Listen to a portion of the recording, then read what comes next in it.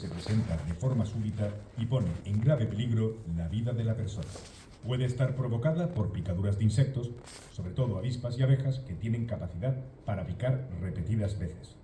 La alergia alimentaria es más frecuente en niños y niñas pequeños y disminuye con la edad. Los alimentos que provocan alergias con más frecuencia en nuestro medio, y por este orden, son el huevo, la leche de vaca, el pescado, la fruta y frutos secos y legumbres. Después del contacto, los síntomas aparecen en cuestión de segundos o minutos y suelen aparecer en la piel. Urticaria y ronchas, picor, palidez, sudoración e hinchazón de la cara. También aumenta la frecuencia cardíaca, taquicardia. Baja la tensión arterial por dilatación generalizada de los vasos sanguíneos y puede producirse un síncope o desmayo. A nivel respiratorio, hay una broncoconstricción severa con hinchazón de la glotis, que dificulta gravemente la respiración, provocando una situación extremadamente grave.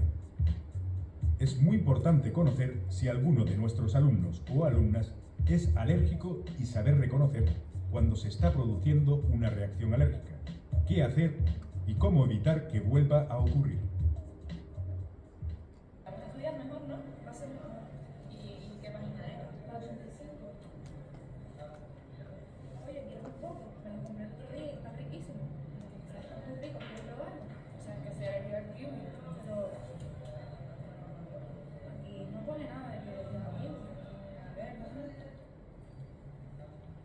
Bueno, lo voy a probar.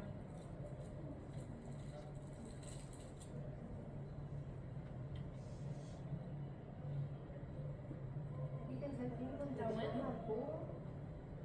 Y cómo empiezan los síntomas rápidamente.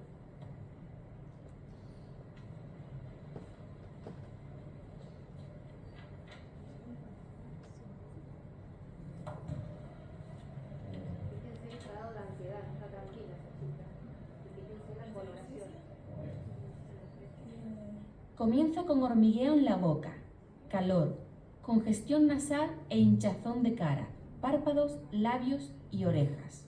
Continúa con ronquera, dificultad respiratoria y shock que puede llevar a la muerte. Hay un malestar generalizado con ansiedad y sensación de muerte inminente. Rosa, por favor, venga rápido.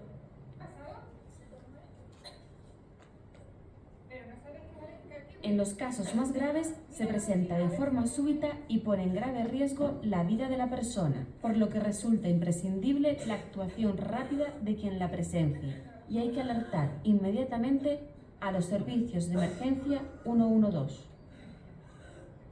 Eso en España. Hola. Sí, te llamo del Instituto Antonio Pérez Reyes. Por favor, tengo una alumna que se está asfixiando, tiene una reacción alérgica grave. ¿Qué debo hacer? Acá se actúa igual, No, o no te se está asfixiando. igual. Sí. Que tenemos los pies en alto, sí. Sí. Al llamar al 112, mantenga la calma y responda a las preguntas iniciales. Un error en la dirección o teléfono puede tener consecuencias fatales.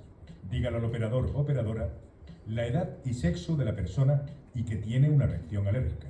Le informarán que la ayuda va en camino y que le van a pasar con un médico para que le orienten la forma de actuar hasta su llegada. Hable con el médico coordinador o coordinadora y siga sus instrucciones. Si dispone de adrenalina autoinyectable, dígaselo. Si va a llamar desde un teléfono fijo y no está cerca del mismo, sitúe a alguien próximo al teléfono. Si llama de un teléfono móvil, manténgalo operativo. Si tiene problemas de batería, indíquelo. Siga los consejos recibidos por el médico coordinador.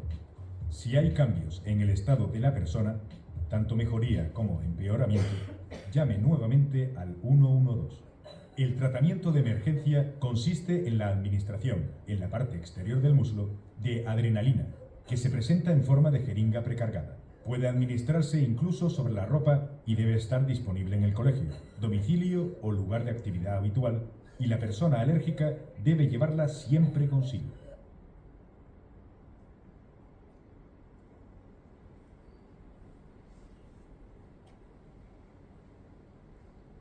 Bueno, esto que parece tan así como muy práctico, es en realidad las mismas indicaciones que se dan cuando se hacen maniobras de RCP. Eso es decir, no digan, a ver, alguien llame por teléfono. vos llamás por teléfono, o sea, tienen que tener figuras claves porque esto puede aparecer en segundos, pero en minutos se les muere el paciente. ¿Saben por qué le levantan las piernas? Para que mejore la circulación. ¿Y qué pasaría con la circulación? ¿Se acuerdan que yo les dije de que la sangre venosa viene de abajo hacia arriba, entonces va en contra de la gravedad? Este shock se caracteriza, que es importante que esto lo sepan, porque la sustancia fundamental que está implicada es la histamina. ¿Y la histamina qué provoca? Provoca broncoconstricción en los pulmones y provoca vasodilatación. O sea, el paciente se va a morir o con un shock hipovolémico o se va a morir, que por eso decía que es importante, porque la histamina produce broncoconstricción y produce edema de glotis. O sea que cuando ustedes lo van a tratar de colocar una cánula, esa glotis está edematizada y probablemente lo que tengan que hacerle es una traqueotomía. Esto se los paso porque siempre se acuerdan de cómo estaba la chica y fíjense por la vía que la administran, encima de la pierna. ¿Por qué? ¿Utilizarían para otra patología esa forma de inyección? No, en este caso porque el paciente está vasodilatado, entonces ustedes al colocarle la inyección va directamente hacia los vasos. Algunos dicen intramuscular, la vía es subcutánea, donde se coloca la inyección con la adrenalina. Esa adrenalina, ya la van a ver cuando veamos ahora el shock anafiláctico, hay que diluirla. Viene una forma que ya viene como lo tenía esa chica, que se denomina EpiPen, que viene ya preparada, lo que tiene que hacer, sacarla del envase y colocarla. El problema es que es muy cara y que tiene poco tiempo de duración. Entonces yo les digo a ustedes, cómprenla y tengan en el consultorio, bueno, una vez la van a tener. No es frecuente, por suerte no es frecuente, digamos, en el consultorio que les pase, pero una vez que les pase, la comprarán aunque tengan que pedir un préstamo. Bueno, vamos a ver entonces lo que es en primer grado la alergia.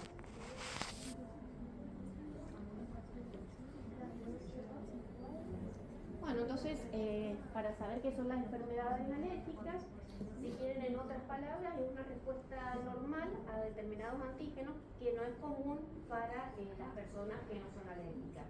Entonces lo definimos como trastornos caracterizados por inflamación inducida inmunológicamente con antígeno alergeno proveniente del ambiente. No sé si recuerdan esto, pero para que tengan una idea que hay varios tipos de reacciones de hipersensibilidad. Nosotros lo que le vamos a prestar atención es la tipo 1, que está mediada por inmunoglobulina E. Y es lo que yo les mostraba en este dibujito, donde se produce la activación de células cebadas o basófilos, y son características de la urticaria o de la anafilaxia, que es lo que hablamos recién. Hay otras reacciones que se producen porque hay otros inmunoglobulinas o anticuerpos intervinientes, ya sea porque estén circulando o porque se depositan en los tejidos. Tenemos el tipo 2, que es a través de la inmunoglobulina GOM, donde hay activación del complemento por la vía clásica. Ahí tenemos las alergias a los fármacos, tenemos también las alergias o los rechazos a los injertos. Luego tenemos el tipo 3, que es por inmunoglobulina GOM, donde también tenemos complejo antígeno-anticuerpo, pero estos se depositan, van en la sangre, no es que se depositan en los tejidos, y pueden aparecer en una enfermedad del suero, neumonitis.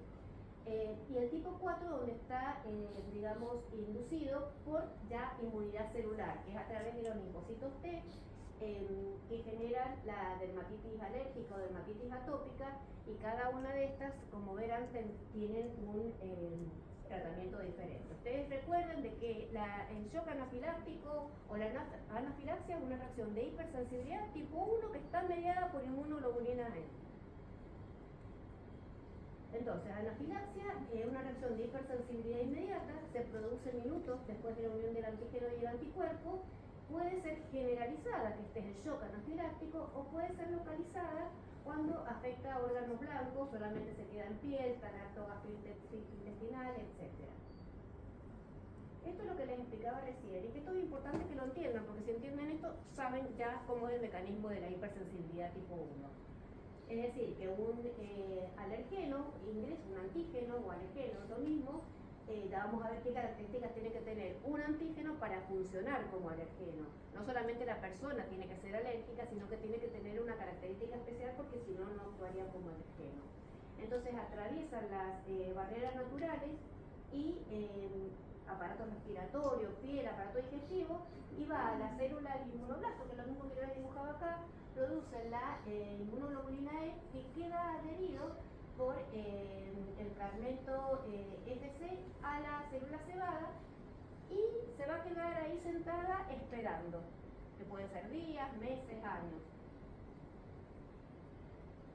Cuando pasaron esos días, meses o años, el paciente nuevamente vuelve a recibir el alergeno o el antígeno y que atraviesa las barreras naturales, las vías respiratorias, o sea, puede entrar por la vía aérea, puede entrar por la piel, puede entrar por el aparato digestivo, y ya vamos a ver cuáles son las sustancias que pueden producir esto, y se van y se sientan en esta superficie de las inmunoglobulinas, no sé cuál es, son las redondelitas que están ahí, y van a generar la liberación de esas células, principalmente la sustancia fundamental que deben saber es la histamina, que es la que les dije que provocaba esto a nivel de aparato cardiovascular y a nivel de los vasos sanguíneos. Pero también se libera porque es una reacción inflamatoria generalizada, y como mediadoras de esa inflamación tenemos los leucotrienes, los factores quimiotácticos que atraen a las células inflamatorias, las quininas, los factores activadores de plaquetas, y eso va a nivel de los vasos sanguíneos y producen vasodilatación y edema. Esto es lo que les decía de los alergenos. Los alergenos son los antígenos que desencadenan una reacción alérgica con producción de anticuerpos clase inmunoglobulina E. Este tipo de reacción es solamente, recuerden, para que tengan así como mnemotecnia, que la inmunoglobulina E y los eosinófilos que aparecen en el hemograma, cuando ustedes hacen el hemograma y aparecen neutrófilos, linfocitos, bueno, una de esas células son los eosinófilos. Los eosinófilos y la inmunoglobulina E están relacionados o con los estados de alergia o con los parásitos. O sea que si ustedes tienen estos elementos aumentados, bueno, pueden pensar en uno u otro. Tienen que tener un peso molecular, que es lo que les decía, de 10.000 a 70.000.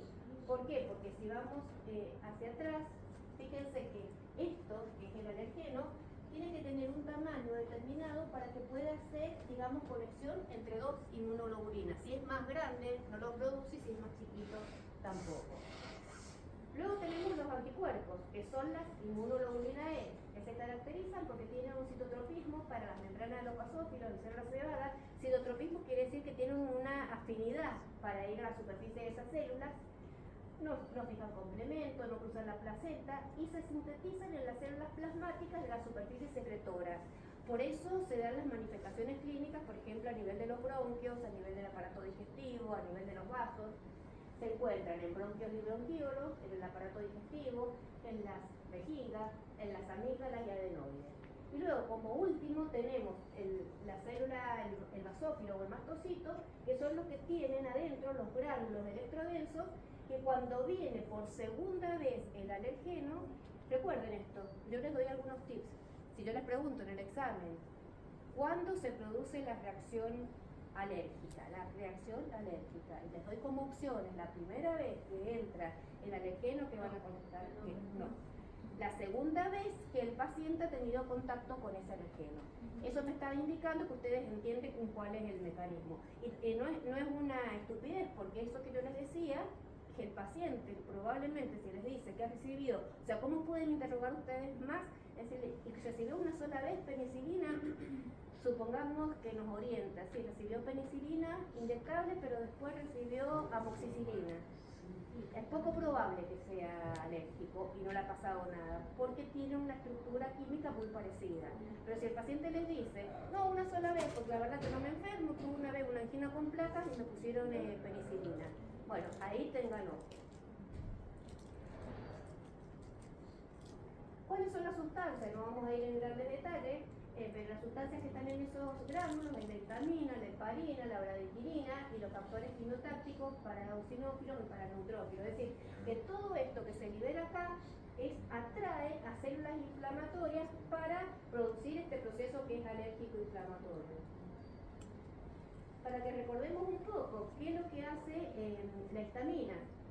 A nivel del músculo lisobronquial lo contrae, en el tracto gastrointestinal produce vasodilatación y aumenta la permeabilidad vascular, Y a nivel de los receptores H2 aumentan la secreción de las células parietales gástricas y aumentan la permeabilidad de la barrera epitelial. Acá nosotros nos vamos a basar en lo que ocurre con los H1, porque eso es lo que me va a generar el broncoespasmo y me va a generar la vasodilatación. O sea, ¿de qué se muere un paciente con shock anafiláctico?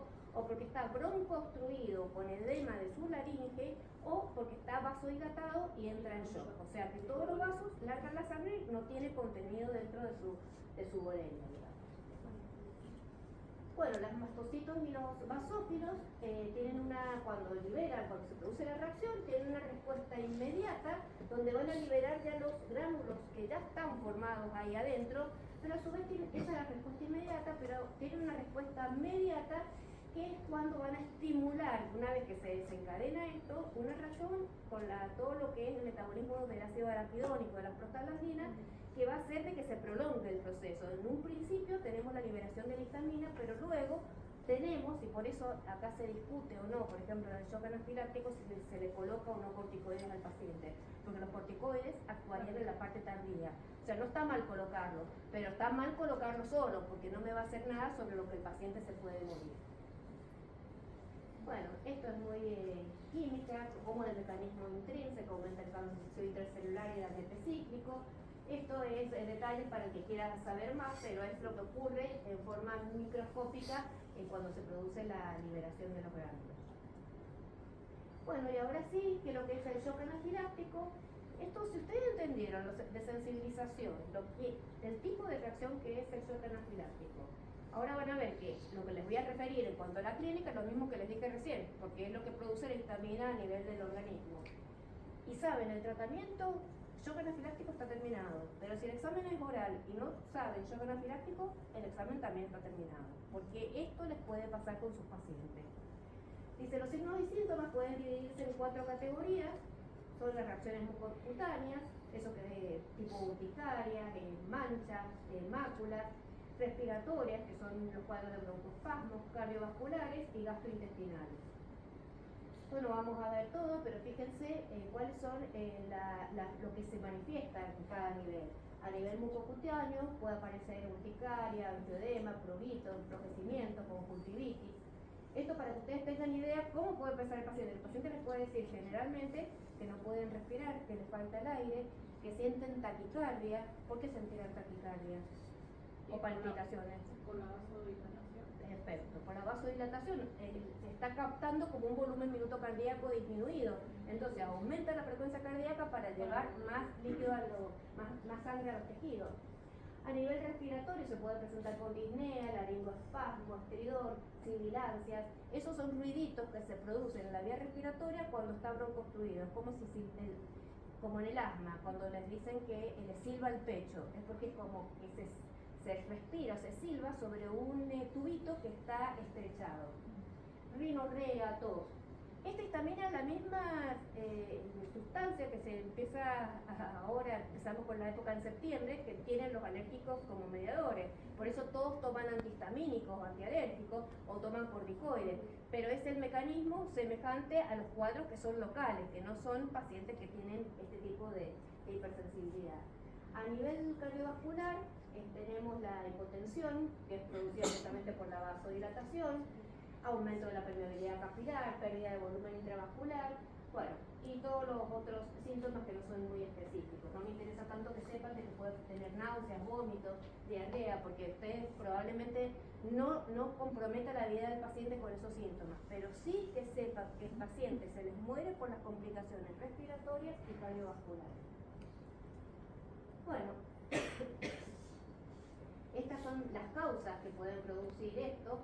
Montones de medicamentos antiinflamatorios, aspirinas, antibióticos, insulina, protamina. Bueno, esto para que sepan de que hay un montón de sustancias que pueden producirlo en pacientes que tienen una atopía, o sea que son alérgicos. Los alimentos, es muy frecuente la alergia alimentaria. Por ejemplo, son muy, digamos... ¿Cómo? Son muy alérgicos, hay mucha gente que es alérgica a los frutos secos. Sí, y estas cosas que están acá son más frecuentemente alérgicas. Los pacientes, por ejemplo, si un paciente tiene alergia, vos le tenés que decir que no coma pajaní, que no coma pescado, que no coma mariscos, ni leche, ni huevo, ni chocolate. ni condimentos, todo eso provoca con facilidad alergia.